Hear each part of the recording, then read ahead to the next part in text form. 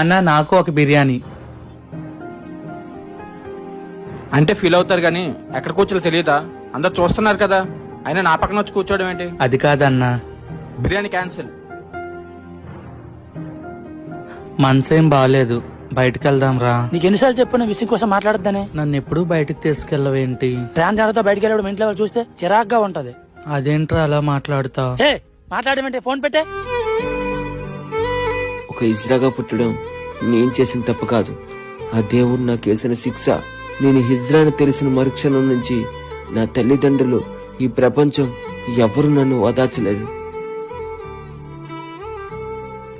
నేను హిజ్రాగా మారిన రోజు నుంచి మా అమ్మ ప్రేమను కోల్పోయాను.